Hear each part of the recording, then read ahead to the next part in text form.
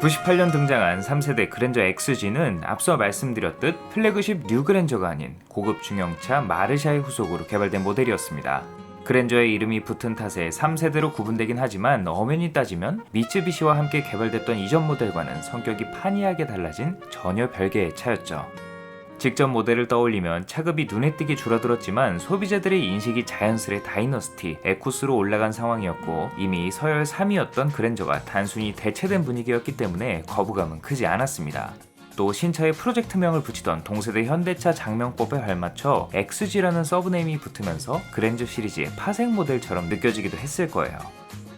앞서 소나타의 차체를 그대로 활용하면서 고급형 소나타라는 인식이 자리잡혀 실패했던 마르샤의 전철을 밟지 않기 위해 이번에는 EF 소나타에 쓰인 차세대 중형 플랫폼을 기반으로 차체와 휠베이스를 크게 늘려 확연히 구분되는 체급을 확보했습니다.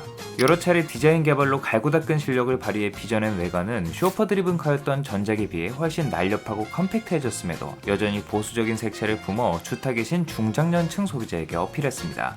가로로 길게 이은 시그니처 리어램프가 없는 유일한 그랜저였지만 에쿠스와 유사한 리어램프, 분리된 후진 등 레터링을 품은 거대한 크롬바로 중후함과 고급감은 충만했고 블랙 베젤 헤드램프, 깔끔한 프레임리스 도어, 도어 캐치를 아웃사이드 그립으로 바꾸면서 세련미까지 동시에 챙겼죠.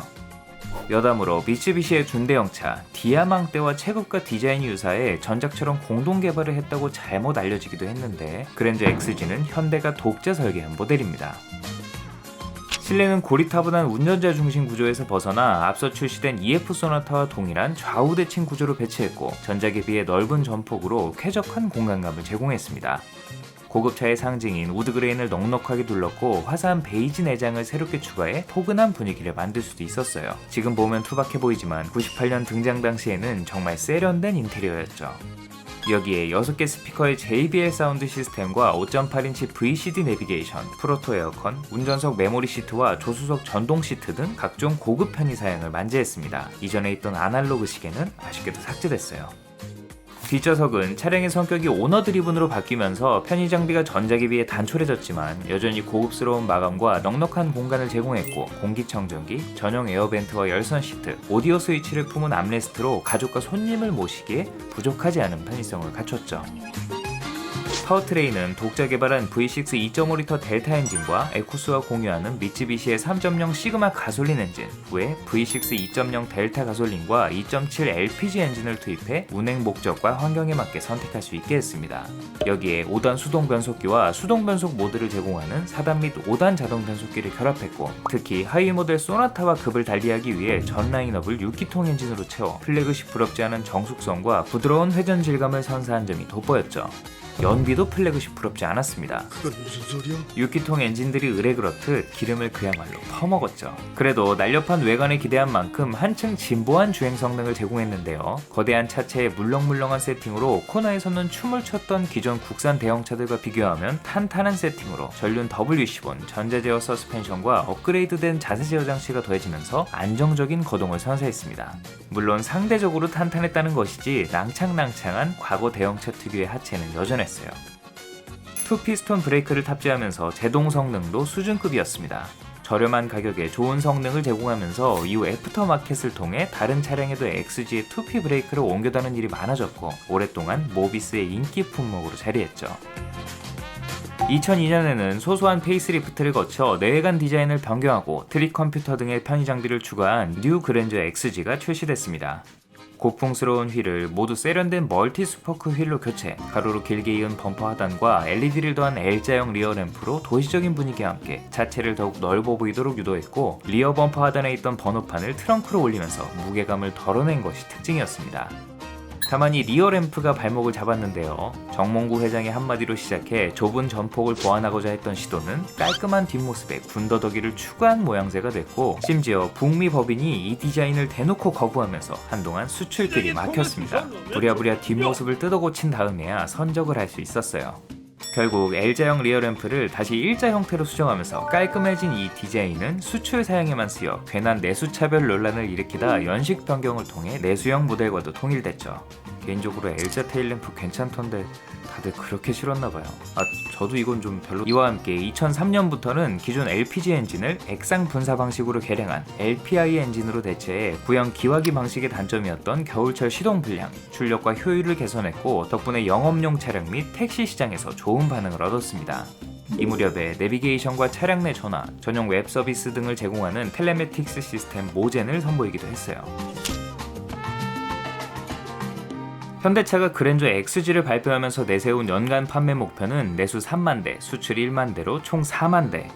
허나 국내에서만 무려 31만 1251대가 팔려 목표를 아득히 뛰어넘는 진기록을 달성하면서 고급차의 대중화를 이끌었던 모델이었습니다.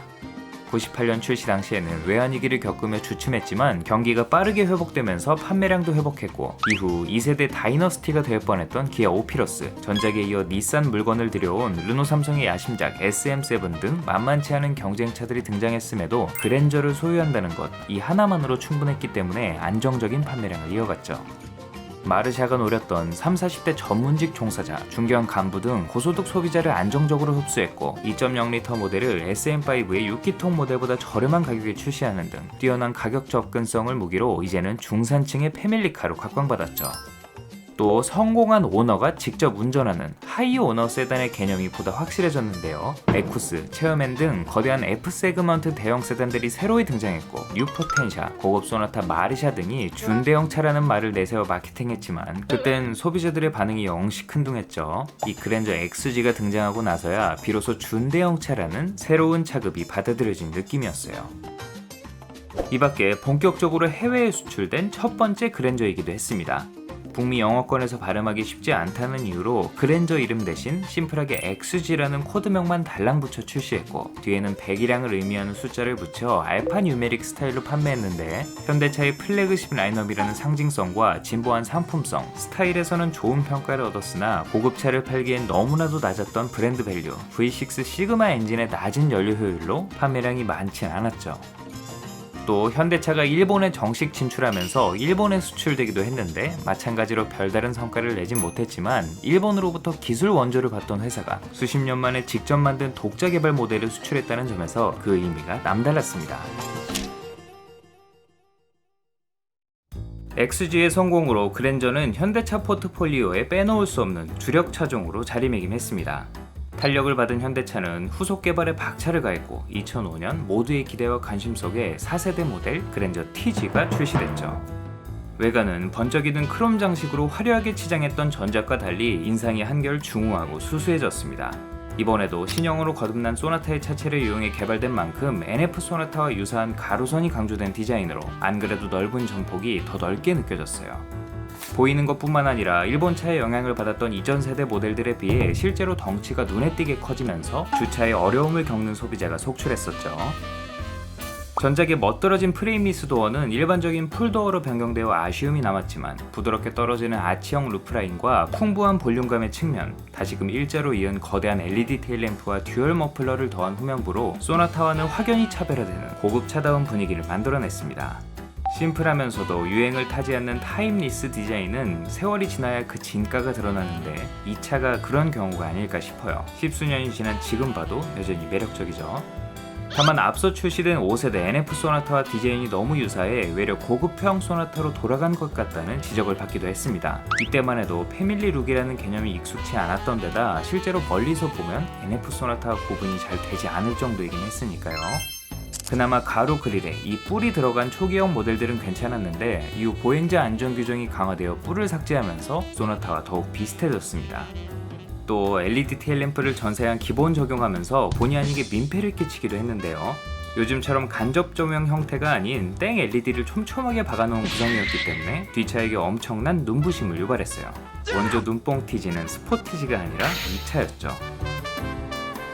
수수하고 넙대대한 외관의 분위기를 고스란히 반영한 실내는 전작의 좌우 대칭을 넘어서 운전자를 감싸는 랩 어라운드 스타일로 꾸몄고 마치 거실 같은 공간감이 특징이었습니다.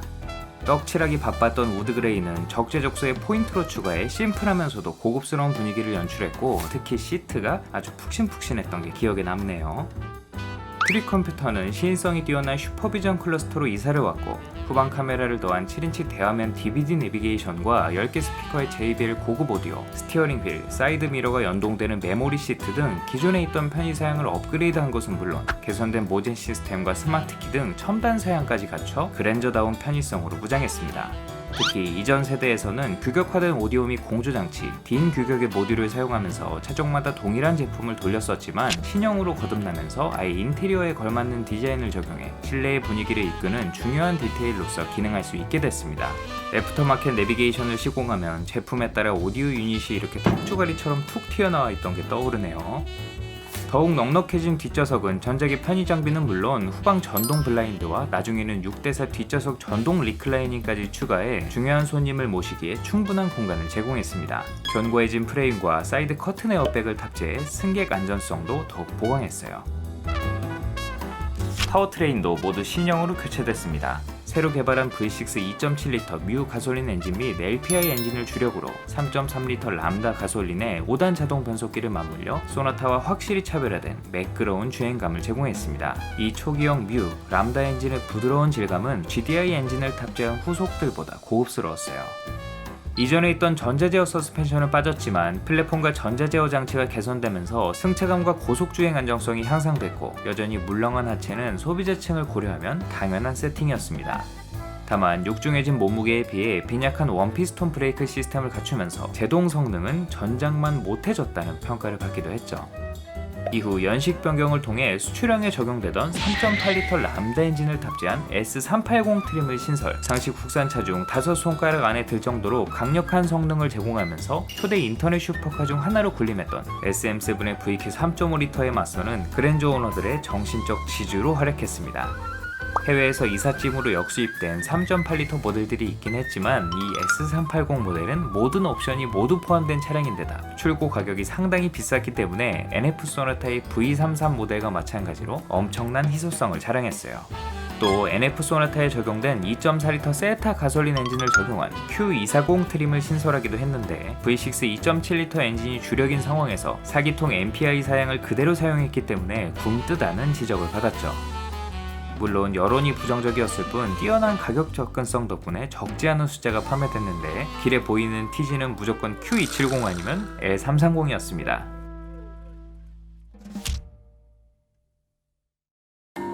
요즘 어떻게 지내냐는 친구의 말에 그랜저로 답했다는 이 광고 모르시는 분들 없죠? 물질 만능주의를 적나라하게 드러내며 반감을 샀는데 수많은 사람들의 머릿속에 강렬하게 남아 아직까지 회자되는 걸 보면 마케팅 담당자 입장에서는 웃어야 할지 울어야 할지 모를 것 같아요.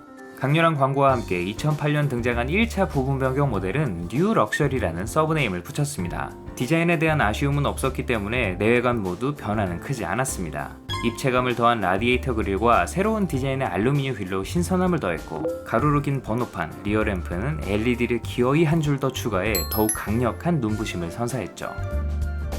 실내는 연두빛 조명을 현대차 브랜드 컬러로 자리잡은 푸른색으로 교체해 도시적인 분위기를 냈고 차분한 색상의 우드그레인, USB와 아이팟을 연결해 음악을 들을 수 있게 하는 등 트렌드에 발맞췄습니다. 판매량이 저조했던 3.8L 모델이 단종되면서 그림의 떡이었던 뒷좌석 전동 시트가 3.3L 모델로 내려왔어요. 특히 듀얼 디스플레이라는 옵션을 세계 최초로 선보였는데 단순히 모니터 2개를 달거나 화면을 분할하는 단순한 형태가 아닌 한 화면으로 주행 중 운전석에서는 내비게이션을, 조수석에서는 미디어를 감상할 수 있는 독특한 기능이었습니다. 다만 당시 기술의 한계로 안 그래도 안 좋았던 화면 해상도가 이 기능을 적용하면 더 안 좋아졌고 사악한 가격 때문에 선택률이 저조했기 때문에 얼마 안가 삭제됐습니다. 이거 뒷좌석에서는 어떻게 보일지가 너무 궁금하더라고요. 그 대신 2009년형부터는 소나타 트랜스폼에서 먼저 선보인 인텔리전트 DMB 내비게이션을 비교적 저렴한 가격에 제공해 좋은 반응을 얻었죠. 여기에 버튼 시동 스마트키와 전방 카메라, 엔진 라인업의 출력을 끌어올리고 새로운 6단 자동 변속기를 탑재해 파워트레인에도 변화를 줬습니다. 그 사이 호랑이 기운을 등에 업고 나타난 기아 K7이 기대 이상의 돌풍을 일으키면서 그랜저에 비상이 걸렸죠. 비록 한 식구긴 하지만 그룹 내에서 엄연히 경쟁 구도가 유지되고 있기 때문에 현대차는 부랴부랴 2차 페이스리프트 모델 더 럭셔리 그랜저를 출시해 K7을 견제했어요. 외관은 헤드램프와 범퍼 디자인을 수정하면서 인상이 확연히 달라졌는데, 블랙 베젤 헤드램프와 LED 포지셔닝 램프로 뚜렷해진 동공은 공격적인 인상을 넘어서서 흑화한 것 마냥 사악해 보이기까지 해서 호불호가 갈렸습니다. 여기에 새로운 하이퍼 실버 알루미늄 휠과 면적을 넓히고 내부 그래픽을 수정한 테일램프, 범퍼 일체형 듀얼 머플러로 존재감을 높인 것이 특징이었죠. 한편 시트, 도어 트림 등 실내 곳곳을 알칸타라로 꾸며 고급감을 높인 알칸타라 에디션을 한정 판매해 과거 1세대 그랜저의 향수를 불러일으키기도 했습니다. 지금도 이 시트는 한번 앉아보고 싶네요. 그랜저 TG는 출시 전 계약만 1만여 대로 역대 신차 중 두 번째로 많은 사전 계약 대수를 자랑했어요. 1위는 놀랍게도 2차였죠. 출시 첫 해인 2005년 12월에는 그랜저 최초로 월 판매 1만 대를 돌파하면서 우리나라에서 가장 많이 팔린 차량 1위에 오르는 기염을 토하기도 했습니다. 이 시기 만들어진 현대차들이 지금도 훌륭하다는 평가를 받는 것만 봐도 알 수 있죠. 브랜드 밸류를 높이고자 현대차가 칼을 갈기 시작할 때 나온 모델인 만큼 차량의 완성도와 상품성이 비약적으로 상승했고, 셀러리맨의 로망, 그랜저라는 명함의 가치가 더해지면서 국내에서만 총 40만 대가 넘게 판매됐습니다. 품질에 자신감이 생기면서 해외 시장도 적극적으로 공략했는데요. 자동차의 본고장인 유럽 시장을 위해 디젤 모델까지 준비하는가 하면 주력인 북미 시장에는 전작의 실패를 만회하기 위해 아제라라는 이름으로 새롭게 투입했고, 다른 현대차 라인업과 마찬가지로 넓은 실내 공간에 풍부한 편의 장비, 깔끔한 디자인을 앞세워 현지 자동차 전문 매체로부터 좋은 평가를 받았습니다. 포드 토러스나 토요타 아발론, 닛산 맥시마 등과 경쟁했고 적지만 의미 있는 판매량을 기록했죠. 전작에 이어 일본에도 소량 수출됐는데 일부 차량이 택시로 쓰이면서 내구성을 입증받기도 했어요. 국내에서는 렉서스의 전륜구동 럭셔리 세단 ES를 경쟁차로 호기롭게 지목했지만 그저 현대차의 바램이었을 뿐 아무도 비교하는 사람이 없었고, SM5발 리스크로 마르샤 꼴이 나버린 SM7과 폭스바겐 파사트 등 운 좋게 기아 K7이 등장하기 전까지 이렇다 할 경쟁차 없이 좋은 성적을 이어나갈 수 있었습니다. 다만 워낙에 많이 팔리다 보니 고개만 돌리면 보이는 데다 택시와 렌터카로도 흔하게 탈 수 있게 되면서 대중차의 이미지가 강해졌고, 후기형으로 갈수록 고급차 간판이 무색하게 티나는 원가 절감이 이루어지면서 그로 인한 고질병에 시달리는 등 말년의 체면을 구기기도 했습니다. 초기형 모델은 차체 부식으로부터 자유롭지 못했고, 후기형 2.7L 모델은 주행거리에 따라 엔진 부품의 하나인 밸브 리프터, 태핏에 유격이 생겨 딱딱딱딱 하는 소음이 나는 고질병이 있었는데, 같은 뮤 엔진을 사용하는 K7에서도 동일하게 발생했던 문제였죠. 수리를 통해 태핏을 교체하면 어느 정도 해결이 가능했어요.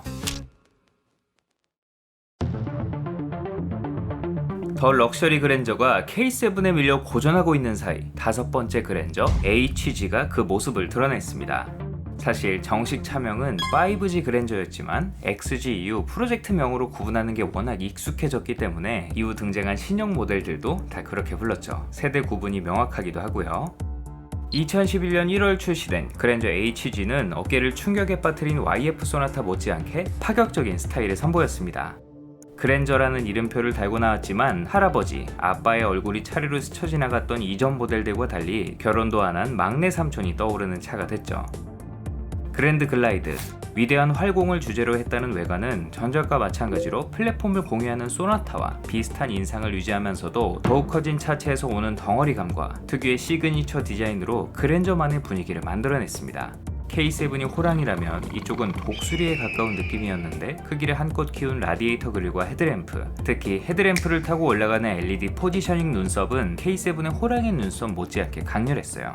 18인치 대구경 휠이 시선을 사로잡는 측면은 매끄럽게 떨어지는 루프라인, 사선으로 치켜 올라간 캐릭터 라인으로 전면부의 스포티한 인상을 그대로 이었습니다. TG에서 이어진 리어 핸더의 볼륨은 헤드램프에서 뻗은 크롬 라인에 웨이브를 만들어 강조했고, 마치 조각칼로 파낸 듯 굵은 음각을 넣어 또 한 번 강조했는데, 자칫 둔해 보일 수 있는 후면부의 무게감을 덜어내면서 차를 보다 날렵해 보이도록 유도했죠. 현대차의 농익은 금형 기술이 돋보이는 디테일이었어요.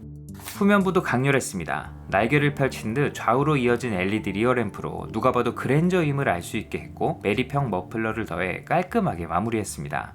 거추장스러운 몰딩 없이도 화려했고, 직전 모델과 비슷한 램프 구성으로 눈부심도 덜해졌죠. 파격은 실내에도 이어졌습니다. 거대한 Y자를 이루는 대시보드, 입체감이 돋보이는 크래쉬 패드 디자인은 지금 봐도 독특한 구성이죠.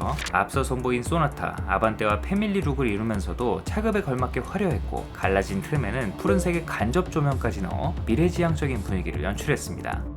스웨이드 천장 마감과 나파 가죽 시트, 금속 장식과 어두운 색상의 우드 그레인을 적절하게 배치해 고급감과 도시적인 느낌을 동시에 챙긴 것도 새로움을 추구하던 소비자들에게 좋은 반응을 얻었죠. 이 밖에 오토홀드가 포함된 전자식 주차 브레이크, 3단계로 조절되는 앞좌석 열선 및 통풍 시트, 운전석 마사지 비슷한 기능과 차간거리를 스스로 조절해주는 어드밴스드 스마트 크루즈 컨트롤 등 일일이 열거하기 힘들 만큼 다양한 첨단 편의 장비를 채워 넣었습니다. 또 당시 대세로 자리 잡은 파노라마 선루프를 추가해 개방감을 높인 것은 물론 그랜저 TG에 비해 휠베이스가 65mm나 길어지면서 공간만큼은 에쿠스도 부럽지 않았어요. 또 사치스러운 전동 리클라이닝은 빠졌지만 이번에는 측면 커튼을 추가해 여전히 쾌적했죠. 다만 푹 둘러싸여 있는 걸 의도했는지 센터페 시야가 지나치게 높아지면서 전방 시야가 좀 답답했습니다. 또 도어 트림에는 벤츠를 모방한 시트 조절 스위치를 마련했는데 이게 보기에는 좋은데 너무 멀리 떨어져 있어서 시트를 조작할 때마다 팔을 쭉 뻗어야 하는 등 어정쩡한 자세가 연출됐어요. 등받이를 조작하려면 시트에서 등을 떼야 했습니다. 보닛 아래의 변화도 상당했는데요. GDI 기술을 적용하면서 전작의 MPI 엔진을 상회하는 강력한 출력과 뛰어난 연비, 두 마리 토끼를 동시에 잡았습니다. 주력을 4기통 2.4L 엔진으로 설정했고 상위 모델 역시 3.0L로 낮춰 배기량이 줄면서 세금도 함께 줄었죠. 기존 유압식 스티어링 시스템을 전자식으로 변경했고 전륜 서스펜션은 전작의 WC1에서 맥퍼슨 스트럿으로 교체됐습니다. 그랜저다운 정숙성과 편안한 승차감은 여전히 만족스러웠지만 고속으로 갈수록 붕 뜨는 듯한 특유의 가벼움은 해결되지 않았죠. 활공이 컨셉이어서 그런가? 얼마 뒤에는 수출형 3.3L GDI 엔진을 얹은 셀러브리티라는 최상위 트림을 출시, 넉넉한 성능을 원했던 소비자들에게 어필했고 수입차와 경쟁차의 3.5L 모델에 대응했습니다. 전용 19인치 휠과 전용 그릴, 블랙 베젤 헤드램프로 치장했고 어라운드 뷰 모니터와 차선 이탈 경고 장치까지 갖춰 꽤나 성의 있게 구성했죠. 2013년형부터는 한 차례 부분 변경을 통해 전작과 마찬가지로 그릴과 휠 디자인 등 소소한 디테일을 개선해 신선함을 더했고 어라운드 뷰 등 소비자 선호도가 높은 편의 사양을 하위 트림에도 확대 적용했습니다. 셀러브리티에는 전자 제어 서스펜션이 다시 부활했어요. 가장 돋보인 건 그랜저 최초로 하이브리드 모델이 추가됐다는 점인데요. 수출형 소나타 하이브리드에 적용된 2.4L 세타 하이브리드 파워트레인을 탑재해 리터당 16km라는 준수한 연비를 내세웠고 당시 높은 인기를 끌던 수입 디젤 세단과 캠리 하이브리드를 정조준했습니다. 나 하이브리드요 티내기 바빴던 소나타와 달리 전용 휠과 하이브리드 레터링, 전용 컬러를 제외하면 외관상 차이는 없었고 실내에는 화사한 아이보리 시트로 산뜻함을 더했죠. 하이브리드 차들도 대구경 듀얼 머플러에서 연신 매연을 뿜어대던 이때의 낭만이 그립네요. 물론 대중적으로 하이브리드의 인기가 높지 않았고 현대차 하이브리드 시스템의 완성도 또한 높지 않던 시절이었기 때문에 지금처럼 불티나게 팔리진 않았지만 수입차에 대한 거부감이나 대형차 유지비에 부담을 느끼던 소비자들의 선택을 받아 소소한 판매량을 기록했습니다. 바로 1년 뒤 2014년에 한 번 더 부분 변경을 거쳤는데 이번에는 변화의 폭을 넓혀 단박에 시선을 사로잡았습니다. 블랙 베젤 헤드램프와 LED 안개 등을 더한 범퍼, 머플러 팁에 엣지를 더하는 등 보다 스포티해진 외관으로 그랜저를 눈독 들이던 젊은 소비자들을 공략했습니다. 처음에는 좀 과하다 싶었는데 흰색에 18인치의 썬루프 들어간 차는 지금 봐도 참 세련됐더라고요. 이거 몇 년 안 된 차네? 실내의 변화는 크지 않았지만 저렴한 가격의 순정 내비게이션과 카드 타입 스마트키, 후측방 경고, 스마트폰으로 원격 시동, 공조장치 조작 등이 가능한 최신 텔레매틱스 시스템 블루링크 등 여러 첨단 편의 사양을 새롭게 추가하면서 상품성을 크게 개선했습니다. 또 하이브리드에 이어 2.1L R 엔진을 얹은 디젤 모델을 내놓기도 했습니다. 당시에는 지금 같은 분위기가 아니었죠. 유럽 수입차를 중심으로 디젤 세단의 거부감이 상당수 해소됐고 디젤 엔진의 두터운 토크와 뛰어난 연비가 돋보이면서 중장거리를 주로 운행하는 소비자들에게 좋은 반응을 얻었습니다. 덕분에 가솔린과 디젤, LPG에 하이브리드까지 선택할 수 있는 파워트레인만 무려 5가지나 됐어요. 3.3L 엔진은 이 무렵 어떤 맹수한테 빼앗기면서 단종됐습니다. 이 밖에 수입차 대중화로 높아진 소비자의 입맛에 맞춰 서스펜션 세팅도 개선되면서 과한 출렁임을 억제하고 보다 안정적인 코너링 실력을 제공했죠. 전작이 중년 부부가 고등학생 자녀와 타고 다닐 법한 차였다면 5세대 그랜저는 신혼부부가 카시트를 설치하고 타도 어울리는 차가 됐습니다.